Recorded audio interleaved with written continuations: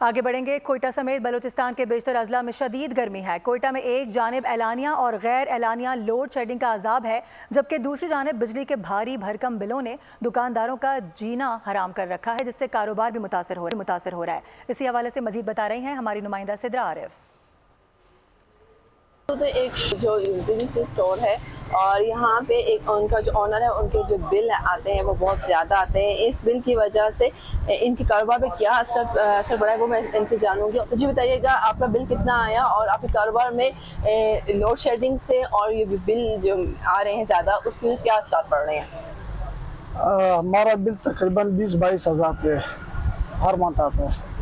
पहले तो load shedding इतनी ज़्यादा होती है तो हम लोग फिर ये जो आइसक्रीम के फ्रिज वगैरह चलाते थे, अभी वो भी बंद कर दिए लोड शेडिंग की वजह से, क्योंकि हमारे बहुत ज़्यादा लॉस हो रहा था उसमें। तकरीबन हमारे 2 मंथ 8-10 हज़ार रुपये के आइसक्रीम ख़राब हुए थे। अभी हमारे लोगों ने जमा किए, अभी तक भेजा नहीं है। तकरीबन हमारी इस 2 महीने में 20 हज़ार रुपये के आइसक्रीम ख़राब हुए। तो बहुत सी चीज़ें जो हैं वो बंद करनी पड़ रही हैं, जिसके बायस ना सिर्फ उनके गाहक ख़त्म हो चुके हैं बल्कि जो घर के ठीक है, अपडेट करने के लिए आपका बेहद शुक्रिया। सब्सक्राइब करें और बेल दबाएं ताकि कोई खबर रह न जाए।